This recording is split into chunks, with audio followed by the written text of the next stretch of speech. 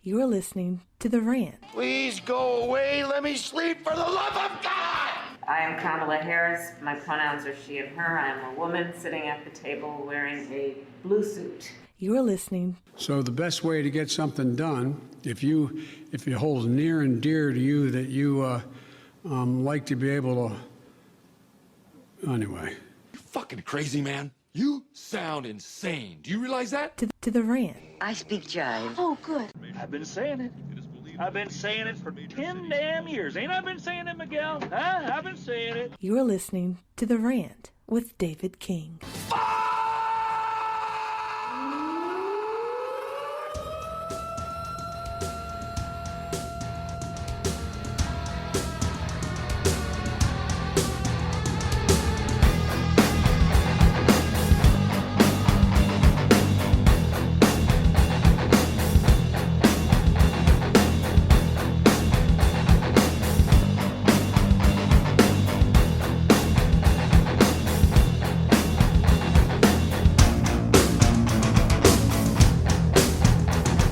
Hello, everyone. Welcome to The Rant. I'm your host, David King. It's good to be here with you.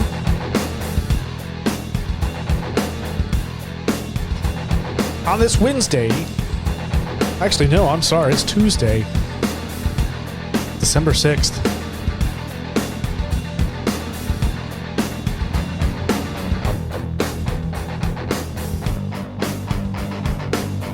Lots to talk about today on this show. We're going to be talking about the latest Star Wars series,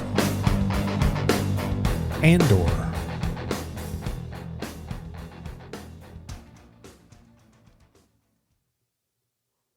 And just when I start to hate Disney, they go ahead and pull this shit on me. I tell you what. Talking about Star Wars Andor, of course.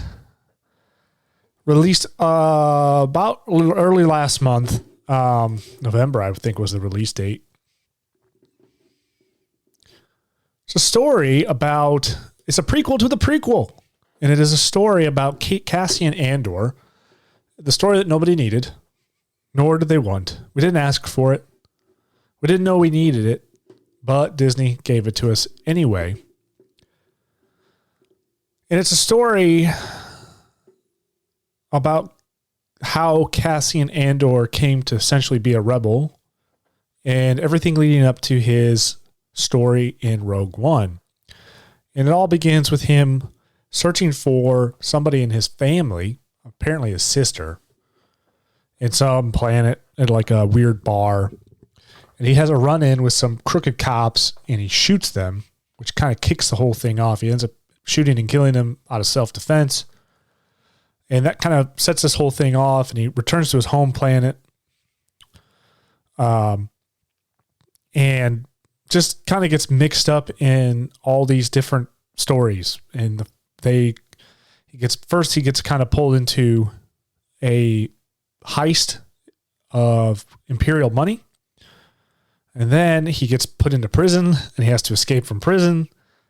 And then he's kind of returning home to... I honestly don't really know why he comes back to his home planet per se. I know he comes back because his mother died, and that was like the main reason, but he didn't really go there with the intent of like her to see her funeral. It was like he had he knew something else was going on, like he had a different purpose. But anyway, that's basically the synopsis of this show. It's obviously that's a very crude, way of describing it. I don't want to leave too many spoilers because a lot of people haven't seen this show yet. And I don't really want to give too much away because I really believe that everybody should see this. So, the storylines of the series will explore a new perspective from the Star Wars galaxy, focus on Cassian Andor's journey to discover the difference he can make. The series brings forward the tale of a burgeoning rebellion against the Empire and how people and planets became involved. It's an era filled with danger, deception, and intrigue where Cassian will embark on the path that is destined to turn him into a rebel hero. And so that's basically the rundown of the show. And the truth of it all is this show is actually really, really good. And go figure, when you think about it, it was created by the same people who gave us Rogue One, and arguably the only good Star Wars movie that Disney has released, in my opinion anyway. I could go back right now and search Disney Star Wars movies, and I can tell you there's not a single one in here that I believe is worth a damn. It's really, the Rogue One is by far the best Star Wars movie that Disney did. So I had a lot of high hope for Andor, but I also was holding out because, first of all, Disney has let us down on almost everything they've released in terms of Star Wars. They have completely ruined the Star Wars universe in so many ways. And on top of that, there was some media attention that was coming out about some undertones, some political undertones that were going to be put into this show. And people were equivalent it to being like dealing with tyrants such as Donald Trump and stuff. And I just was like, oh, here we go. Here comes the political messaging. But surprisingly, there was none of that in there that I really picked up on. I was looking for it because they said like, well, this is going to be very relatable to, to me, it came across as like, it's Antifa versus Trump and his people or something, like some sort of living under the boot of Donald Trump, which is ridiculous. But anyway, Andor is what I expected from Disney when they bought the franchise. This is the kind of content that I was actually looking forward to when Disney had acquired Star Wars from George Lucas. Much like Rogue One, it's entirely its own story. It has its own cast of characters, its own plot. It does not have legacy characters in it or nostalgia to carry it through. The plot is its very own. Something unlike anything we've really seen in the Star Wars world. There's no force, no lightsabers, or over-the-top heroes. The show, excuse me, this is a show with regular, average people living under the Empire and having to make really tough decisions and sacrifices. And not only that, but we also get to kind of see the inner workings of the Empire, the all kind of nitty-gritty day-to-day. Some people may say mundaneness, but you get kind of an inside look of how the Empire was policing the galaxy and implementing their policy. And it's really interesting. It's not like anything we've seen in terms of Star Wars. There's no Luke, there's no Han Solo. There's no, like I said, there are no lightsabers. There's no Jedi here. This is not, there's actually very little action in this series. It's really quite methodical and deep, and there's a lot going on. It's a grungy and harsh world, and it's a world that feels so very real. Like you could have actually gone and visited the places that these characters were at. And that's really because they didn't use some warehouse with a giant green screen to make this show like we've seen in so many of these other Star Wars series, like especially with Kenobi. Like Kenobi was really bad about it. You could just tell that they were in some sort of like airport hangar filming these scenes, and it was just terrible. But the landscape of this show was something different. The sets are on a location, or they're built, and they're massively detailed and well thought out. Each scene feels very calculated and purposeful. Like the set designers were treated almost as important as Kathleen Kennedy's ego. This show in every way is original.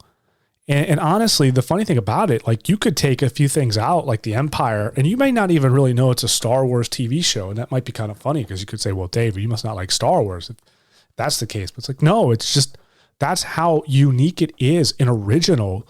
Is if I took the Empire out of it, you probably wouldn't, you would just think it's its own universe, its own movie. And this is the sort of thing that I was expecting from Disney. This is what I hoped for with like the Book of Boba Fett, an original script, not relying on legacy characters or throwbacks to the original trilogy or like fanfare. I didn't want any of that stuff. And I know a lot of the fans didn't either. I desperately wanted a show that was dark and grungy, the underbelly of the universe that Boba Fett would be caught up in. And this, in terms of Boba Fett, that's what I was hoping for. Much like, and I spoke about this in The Mandalorian. I did a review on that show. Oh, what episode was that? Pretty sure I did. No, I'm sorry. I didn't do a review of The Mandalorian. I did a review of the Book of Boba Fett. And in that review, I said that The Mandalorian show was what, we expected the Book of Boba Fett to really be, right? Like, how do you differentiate yourself? That was kind of what we were expecting Boba Fett's show to be, was what The Mandalorian show ended up being.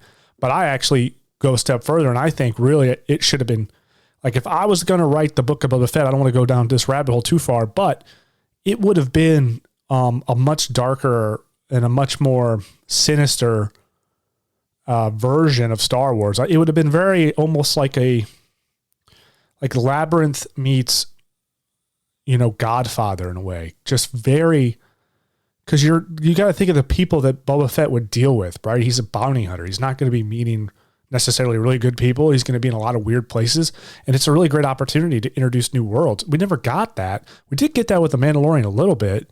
But again, so I desperately wanted a show that was just dark, grungy, the underbelly of the universe, that you would expect Boba Fett to be caught up in. But instead, we got an entire season on the outskirts, essentially, of Tatooine. I mean, it was basically Tatooine, and that was it.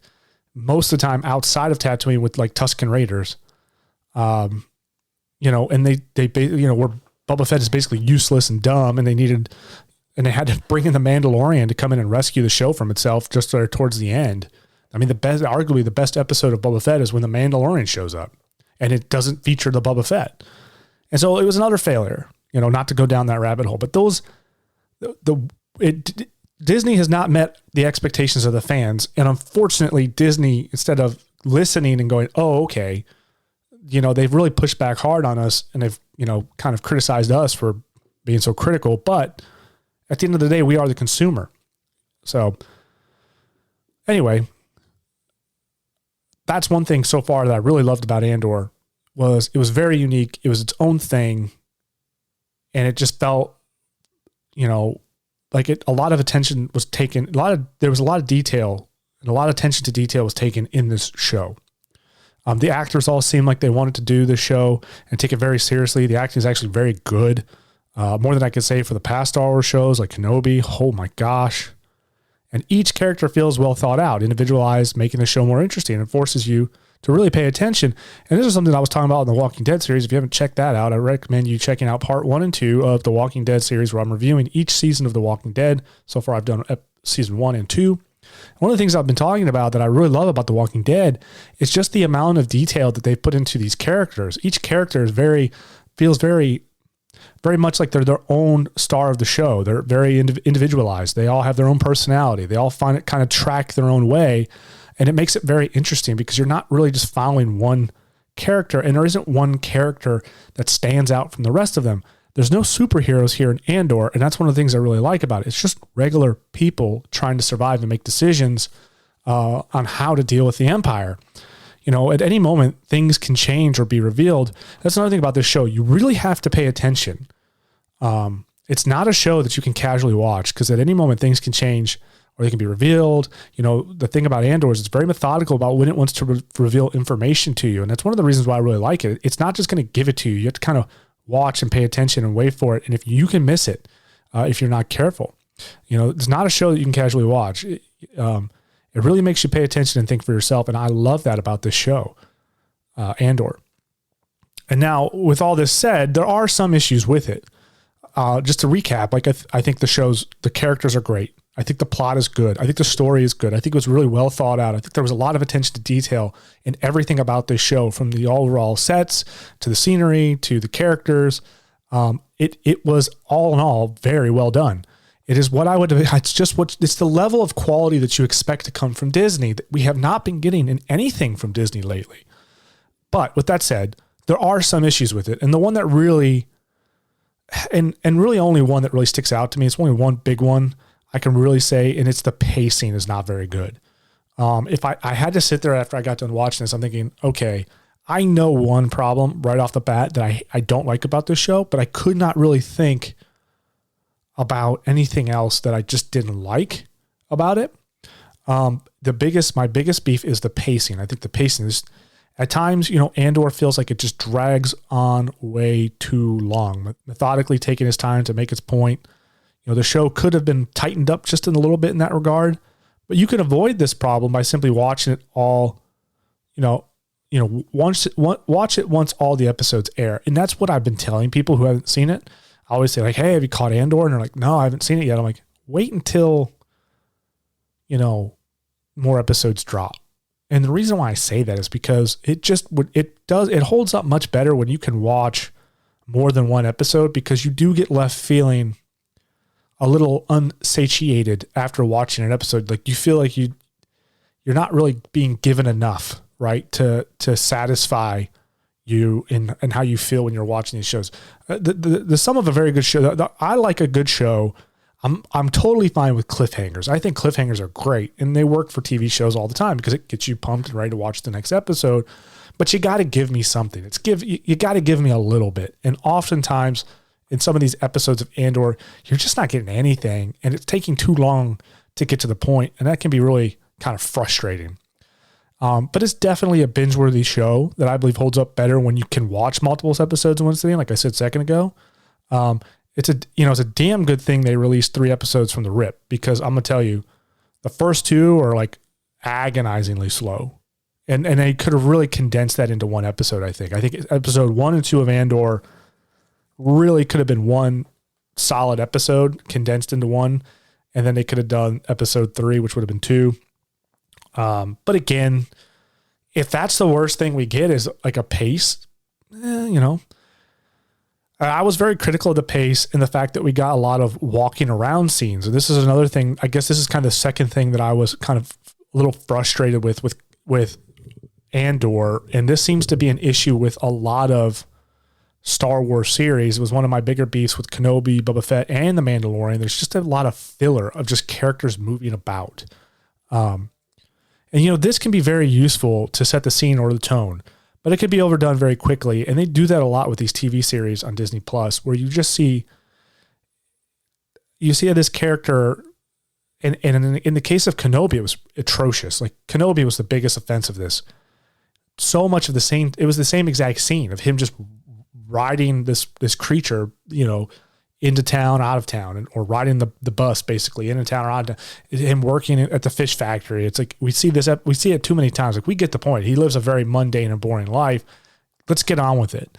And Andor has this issue quite a bit too, in my opinion. We see a lot of people just kind of walking to a location, and I'm like, do we really need this much walking? Do I really need to watch the person take the elevator, then get on the ramp and walk down the stairs to this little alleyway and then meet with this person? There's a lot of bits there that could have been cut out. Now, that being said, I do appreciate the beauty of the world in which these people are walking around in. So you could say, well, it does allow you to appreciate the amount of attention to detail that they've put into these areas of these sets and the scenery or whatever. So yeah, there is a bit of an upside to it, because again, they really took the time to capture all these different planets, all these different buildings that these people go in and out of, where they live, where they sleep, where they work. It's just so very interesting. I think whoever designed this, the set crews, like I said, they must have had a ball, sketching up the world for Andor. And I think you can tell they enjoyed it, and they did a really good job with it. So that does kind of help. But again, when you only get 30 minutes or 45 minutes of a show, and you're only getting one a week, you start to look at your watch and go, okay, let's kind of get through this. Like, I want some substance. Give me something here. I don't want to watch people walking around all the time. And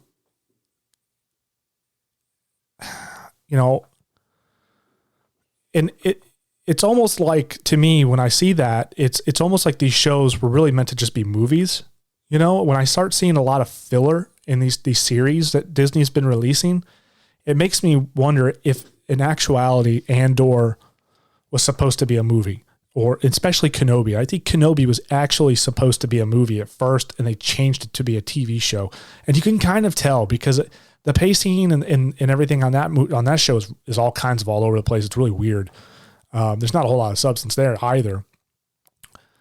And Disney does this because they want to stretch it out for content's sake, for sure. They don't want to just release a single movie. You don't come back several times for a movie. For a TV show, you have to keep coming back every week. So, but with that said, Tony Gilroy, who's the creator of this show in Rogue One, has hit a double with Disney as far as I'm concerned. He's 2 for 2, and that comes as little surprise really when you see his resume. He's written movies like the Bourne series, he's done Devil's Advocate and Armageddon and a bunch of others. He's a fantastic writer. He's very talented. You could see that in his work here. Disney needs to give this man a corner office and leave him alone with a bottle of bourbon and a laptop, or whatever he likes to drink, but give him a corner office, leave him alone, and let him do his thing, because he clearly shows that he gets what Star Wars is. He respects the fans and the legacy that George Lucas created. He did not create Andor to necessarily be his mark on the franchise like we see so often with these series, especially with Kenobi. The writer wanted to make his mark on the Star Wars world and not pay homage to it. But in this case, that's exactly what Tony Gilroy does. He pays homage to what came before him. This is the sum of a good writer who's been hired to write something in a world that already exists. And I've spoken about this a million times. He wasn't interested in piggybacking off existing characters, plots, or fanfare. He set out to create a completely new cast and story within the universe that is Star Wars. He set out to completely create something new while paying respect to what was already created before him. And that's important. And that's one of the frustrations that so many of us fans have with all the shows, not just Star Wars, but a lot of things. It's all we've ever wanted. Take note, Kathleen Kennedy, take note, Marvel. Look at what he's done and look what he's doing, and look at the response from the critics, including myself, who are talking about this show. As fans of this created world, we expect that you honor what came before by not destroying the amazing characters that were created. For instance, like Kenobi. That's what the show Kenobi did. Or feeding us full of bland, empty characters, or simply put in place for marketing and monetization. It's like, really? We get it. You're Disney. You love making plush toys and selling it to kids. I understand. But after a while, you're like, it's too obvious. Don't force don't force opinions on us. Let us decide if we like a character or not, or if we relate to them or not, such as like Reva, where they were forcing us to like this character. She was an awful character. She had a horrible arc. She was terribly written. There was nothing to like about her. But if you said that you didn't like her, Disney and its staff and the people in the show called you racist. It's like absolutely ridiculous. And they wonder why people are getting frustrated and turning their back on watching these things. And for God's sakes, people, hire more people like this guy that can actually write. I mean, you want to talk about, it used to be when I would go to the movies or watch a TV show, there's a very strong chance that it was going to be highly enjoyable to some extent. The 90s, in my opinion, was like the pinnacle of movie making, right? We had just enough CGI where it wasn't too bad. It was good enough where we were all just kind of blown away by it. And it was used and done tastefully. A lot of practical effects were still being used. But the writing was good. The movies were good. And like now when you go and you watch something, you're going in with the expectation that it's not going to be good. Like it's going to have all the usual problems. And so when you come across something like Andor or Top Gun Maverick, and it's just so amazing, you have to say, it is the most refreshing experience ever that you can have. And, Disney, you would think Disney would hire people that know how to write a good story, but they just haven't been. But they finally got this guy in. And with all that said, with all the things I just said, it'll more than likely fall onto deaf ears. Disney's currently in shambles. They've brought back the old CEO. Their latest animated movie, Strange World, just bombed, losing them like over $100 million or something like that. And don't get me started on She-Hulk. Ugh. I mean, that was just an utter travesty. And again, with that, they're trying to tell us how we're wrong and how we're some sort of problematic fan or hateful fan, but it's literally utter garbage. Like, I could not watch that series. I just could not. I couldn't do it. I'm not going to do it. And I'm not going to review it. My review of She-Hulk is it sucks. Don't watch it. And Andor, the story with this situation with Andor, well, it came too little too late. That's the problem with Andor. That's the biggest problem for Andor is it's too little too late. As most people have really begun to give up on the whole Star Wars world on Disney Plus. And most people I know, like I said earlier in this show, most people that I know haven't seen it and haven't had an urge to. And it's really too bad because this is actually a really great show. If only Disney had led with this series, it might have been able to learn quickly what works and avoid disasters like Kenobi and Boba Fett. I look at Kenobi and I look at Boba Fett and I just have to scratch my head and go, what the hell were they thinking? You just got to go, what was going on in the boardroom when they were going over these shows? Like, really? It just comes across as they don't really care. They just don't care. They know that you're going to consume it no matter what. But I believe that that's changing. And I think Andor is a great example of that. The tides are changing. The idea that if I just slap Star Wars on this and put it out, that people are going to flood to go watch it, that's coming to an end. You've burned that bridge. You've made too much crappy content. You ruined the final trilogy. It was absolute dumpster fire. You've made you ruined Solo. You've ruined Boba Fett. The potential there with Boba Fett. You ruined a Kenobi series, which nobody wanted or asked for either, but you did it and you ruined it. And in the process of that, you stepped all over and ruined legacy characters like Darth Vader and Obi-Wan Kenobi. You have been an abomination to this franchise, and yet, I don't know. It's almost like they just don't care.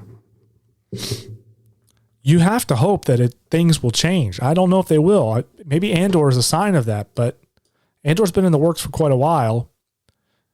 And like I said, it would have been much better for Disney to have released Andor first. I think if they had released Andor right around the same time they dropped Mandalorian, oh my gosh, they would have really had a much better response to all this content. Not Kenobi and Boba Fett if it was released the same way, but maybe they would have dodged that bullet. Kathleen Kennedy has really just been a travesty. She's a real fly in the ointment for Star Wars. You can tell when she gets her hands on something in there. It always has some sort of message or political undertone. You saw it in Andor. Thankfully, it wasn't over the top and ruined the show. There are some kind of messages being put in there that you could tell Kathleen Kennedy got her little paws on the script and had to write a few things in there and change it. But other than that, it's been pretty good. I would love to see her get fired. I really would. Unfortunately, that's probably never going to happen. But she's been one of the worst things for Disney and Star Wars by far.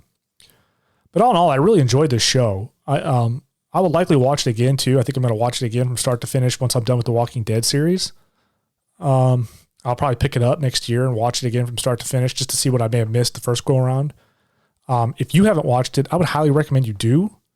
When you do that, turn off your cell phone, grab your favorite snack, and just lock in because, like I said, it really requires your attention. It's got a lot going on, lots of detail, and just really enjoy this little gem. Andor's fantastic. Really, really love this show. It's not very often anymore that we get treated with this level of entertainment. So when we do, we should really hang on to it, enjoy it, and appreciate it. And with that being said, I really give Andor an 8 out of 10. And the only reason why I don't give it a 10 out of 10 is just because the pacing was so bad. That is really the big drawback to it. If you can get past that, everything else is great. I really think Andor may have been better as maybe a miniseries, like a 2 or 3 part miniseries. But, 12 episodes, really stretched out, a lot of filler. Other than that, though, it's fantastic. So 8 out of 10 is what I give it. Two thumbs up, whatever. And I strongly recommend that you check it out. It's finally some good content. This guy, I would love to see more Star Wars shows written by this gentleman here. I really, really would, because he's just done Tony Gilroy's just done such a good job with this series, with Rogue One and Andor. He really deserves to try his hand at a few other things. And maybe there'll be a second season of Andor. I don't know.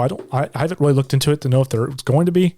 It seemed like it ended in a way where you could just go ahead and watch Rogue One, and that's it. Like, there's not going to be a second season, which is fine. I'm okay with that. But maybe let him I'd love to see him, like, maybe get his hand on Boba Fett season 2. You know what I mean? Like, God, he could really crush that quite a bit. I just feel like he would knock that out of the park. But on that note, folks, thank you so much for listening to the Rand. I love doing these reviews. I hope you enjoy my reviews and my takes on these shows. I'd love to hear from you. What you think? Did you see Andor? What did you think about Andor? May have liked it, may have hated it. Let me know. You can hit me up. You can email me at davidking.therant@gmail.com. You can also hit me up on social media, The Rant with David King on Facebook. Hit me up on Twitter. I will respond. The Real DM King. You can also go to my The Rant with David King Instagram page. Hit me up on all that stuff. Message me. Let me know what you think. And also, let me know if there's something I'm missing.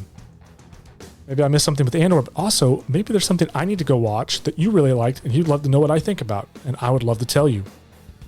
Thank you so much for listening, everyone, and be sure to check out part 3 of The Walking Dead coming out next week. Don't know what day for sure. I'd like to do it earlier in the week, but I have to finish season 3 before I could do the review, so it's probably gonna be later in the week, as I just started season 3 yesterday.